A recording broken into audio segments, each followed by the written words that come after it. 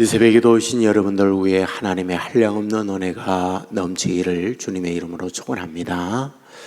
오늘 본장은 여러 가지 말씀이 기록되어 있습니다.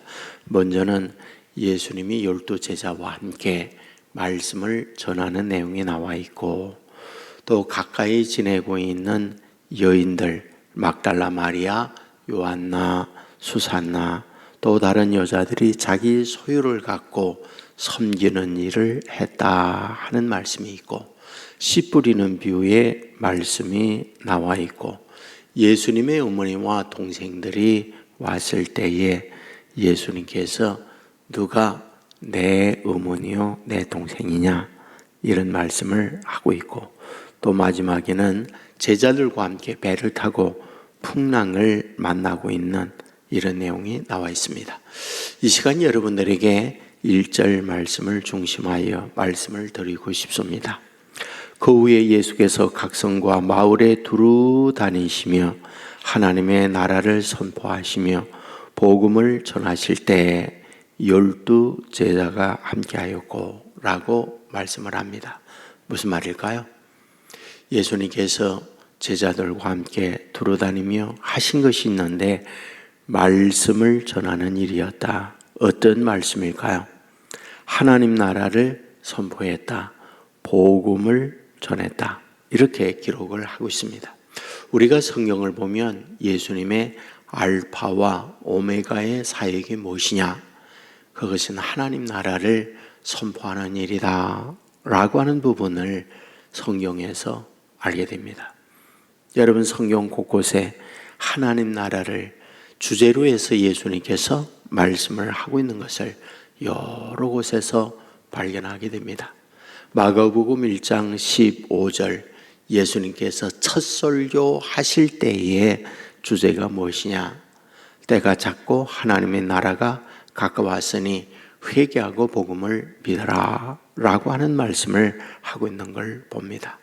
중간중간 하나님 나라, 씨 뿌리는 비유도 하나님 나라를 비유적으로 말씀하고 있다, 이렇게 기록을 합니다.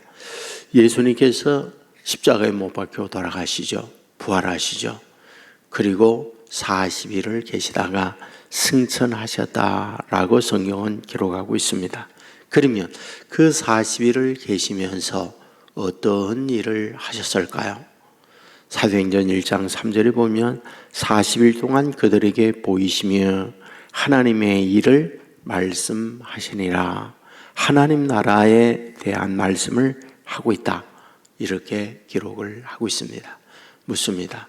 하나님 나라는 어떤 나라일까요? 여러분에게 늘상 말씀을 드립니다만, 나라는 3요소가 있어야 한다 부분을 늘 말씀하잖아요. 영토가 있어야 하고, 국민이 있어야 하고, 주권이 있을 때 국가가 된다, 나라가 된다, 이런 말씀을 늘 드렸잖아요. 그러면 여기서 하나님 나라 역시 그런 세 가지의 요소를 있어야 하나님 나라를 말하는 걸까? 그렇지는 않습니다. 영토적 개념은 아닙니다. 공간적 개념은 아닙니다. 여기서 말씀하는 하나님 나라는 강력한 것이 통치입니다. 다스림입니다. 곧 하나님의 나라의 다스림, 하나님의 다스림, 주님의 다스림이 있을 때 그것을 하나님 나라라고 한다. 그러면 하나님의 다스림이 있을 때 어떤 일들이 있을까요? 당연히 하나님의 다스림이 있다, 이 말은 우리에게 매우 축복된 은혜를 우리에게 주시죠. 어떤 거요? 병이 있을 때 다스림을 통하여 병이 치유되고, 우리 안에 염려 근심일 때 다스림을 통하여 평안이 있고, 두려움이 있을 때 다스림을 통하여 담대함이 있고, 이 다스림은 저와 여러분에게 어마어마한 축복을 가져다주는, 동반되는 이것을 다스림이다 라고 말씀을 드립니다. 이것을 다르게 표현하면 기쁜 소식, 복음이다 라고 말씀을 드릴 수 있습니다. 주님의 다스림을 통하여 우리에게 기쁜 소식이 있다고 하는 것, 이 얼마나 감사한 일입니까? 그리하여 주님의 다스림 그는 완전한 축복의 결정체다, 이렇게 말씀을 드릴 수 있습니다. 근데 문제가 있죠. 오늘 본문의 말씀을 보면 22절에 예수님께서 제자들과 함께 배를 타고 가는데 풍랑을 만나고 있다. 이제 이것이 예수 믿는 우리에게 고민이에요. 예수님의 다스림이 있으면 축복이라고 그랬잖아요. 기쁜 소식 복음이라고 말씀을 드렸는데, 실제 이러한 다스림이 있는 축복인데 예수님이 배를 타고 제자들과 함께 가는데 풍랑을 만나고 있다. 이제 이것이 고민인 거죠. 다스림이 있으면 풍랑이는 바다 풍랑도 있기 전 잔잔하게 해야 되는 게 아니냐. 순풍을 만나서 정말 편안한 항해가 있어야 되는 게 아니냐, 이런 말씀이 되는 거죠. 근데 실제 예수님을 믿고 하나님의 통치 다스림을 받고 살아가는데 풍랑이 있는 거예요. 예수님이 함께 하시는데 풍랑을 만나고 있는 거예요. 그러면 이 문제를 우리가 어떻게 보아야 할 것이냐라는 거잖아요. 우리가 말씀을 보면서 깨닫게 되어지는 가장 핵심적인 게 있습니다. 우리 하나님을 믿고 살아가는 하나님의 자녀들에게 하나님이 갖고 있는 하나님의 마음은 온실 속의 화초가 되기를 원치 않는다는 것. 비바람 만나도 흔들리지 않는 야생초와 같은 하나님의 사람이 되기를 원한다는 것. 여러분, 하나님의 사랑을 입은 사람들 치고 고난이 없는 사람은 아무도 없었어요. 욥은 하나님의 특별한 섬김의 사람이었고 하나님의 사랑을 입은 사람이었는데 그가 받은 고난은 입체적 고난을 만나고 있잖아요. 그가 만난 고난, 어마어마한 고난을 만나고 있잖아요. 그런데 그는 고백합니다. 나를 단련한 이후에 정금같이 나오리라. 하나님은 이 고난이 단련의 과정이었고 이 단련의 과정을 통하여 자기를 정금같이 만드는 과정이라고 고백하고 있는 것을 봅니다. 맞습니다.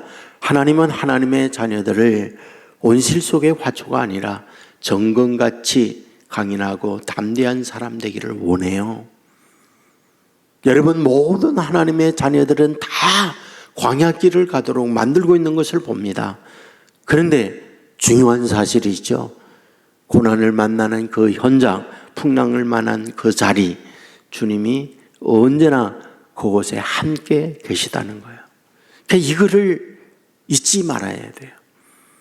이 고난을 만나는 그 현장에 나 홀로 외로운 가운데에 고난을 만난다는 이 생각을 가질 수 있지만은, 그러나 성경을 보면 뭘 말하고 있습니까?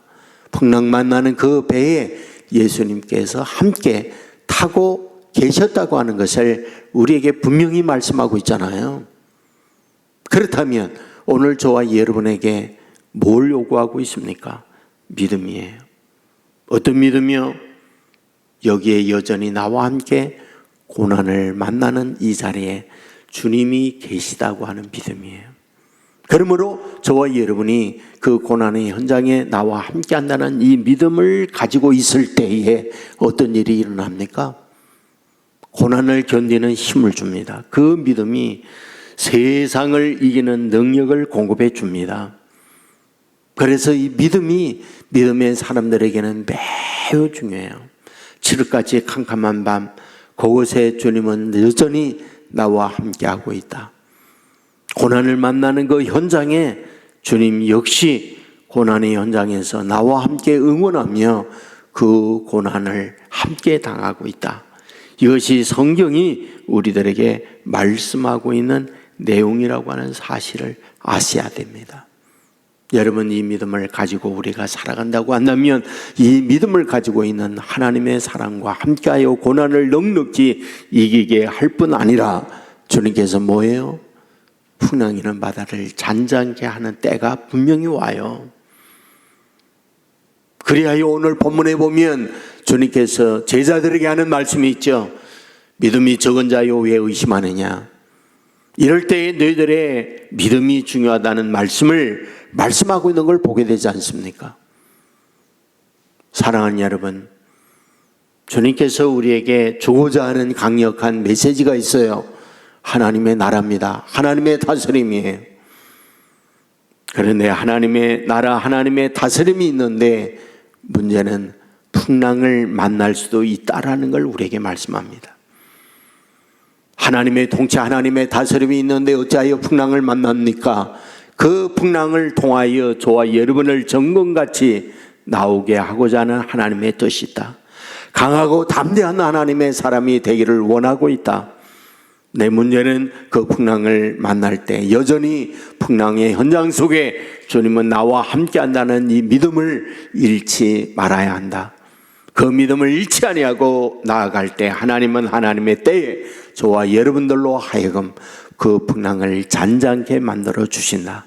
오늘 이 새벽에도 이런 마음으로 하나님께 나아가 풍랑을 설령 만난다 할지라도 아버지 앞에 엎드리고 나와 함께하는 주님으로 인하여 주님의 때에 풍랑이는 바다가 잔잔케 하는 이 주님의 은혜가 저와 여러분 가운데 넘쳐날 수 있기를 주님의 이름으로 축원합니다. 은혜로우신 아버지 하나님, 우리를 잠든 가운데 일깨워 주시고 주의 전으로 우리를 인도해 주시니 감사함을 드립니다. 오늘 말씀을 보았습니다. 주님께서 오셔서 우리들에게 하나님 나라를 말씀하고 있는 것을 보게 됩니다.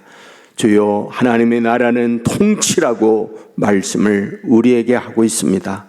다스림입니다. 주님의 다스림이 있을 때 질병이 치유되는 줄 믿습니다. 주님의 다스림이 있을 때 두려움이 담대하게 바뀌어지는 줄 믿습니다. 염려 근심이 평안으로 바뀌어지는 줄 믿습니다. 안 되는 것이 되는 축복을 다스림을 통하여 얻게 되는 줄 믿습니다.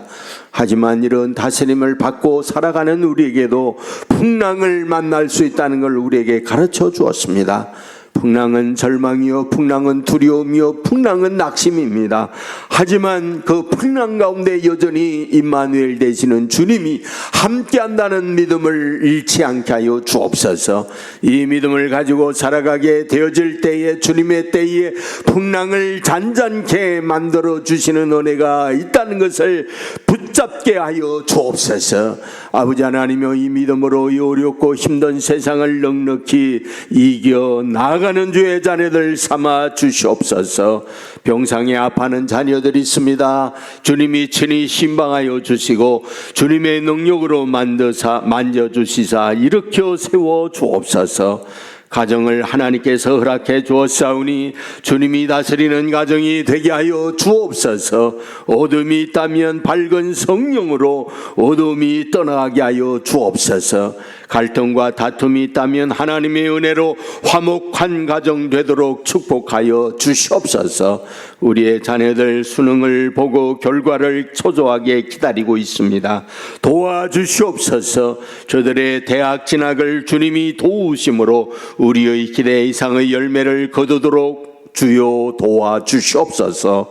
직장이나 또는 자격증 시험을 앞두고 여러 가지 준비 중에 있는 자녀들이 있사오니 가야 할 길을 하나님이 동행하여 인도하여 주시옵소서. 결혼하여 자녀 출산을 준비하고 있지만 아버지 하나님이 오랫동안 자녀를 갖지 못한 가정들도 있습니다. 아버지 하나님이여, 태의 문을 열어 주시옵소서. 한나에게 사무엘을 주도 귀한 아들 딸들을 허락하여 주시옵소서. 아버지 하나님이여, 남북 간에 분단된 가운데에 늘 긴장 가운데 있습니다. 도와주시옵소서. 복음으로 통일된 대한민국이 되게 하여 주시옵소서. 북한에 오늘도 지하교회의 눈물로 기도하는 하나님의 자녀들이 있습니다. 저들의 간구가 아버지 앞에 상달된 기도가 되게 하시고 능력으로 저들 아픔과 고통에서 벗어나는 일을 허락하여 주시옵소서. 무너진 곳곳에 하나님의 교회가 다시 세워지는 축복을 허락하여 주시옵시고, 복음 때문에 정치적 수용소에서 죽어가고 있는 수많은 아픔에 우리의 형제들이 있습니다. 그들 가운데 함께하여 어려움을 이겨내는 자녀들 되게 하여 주시옵소서. 세계 곳곳에 전쟁으로 수많은 사람들이 죽어가고 있습니다.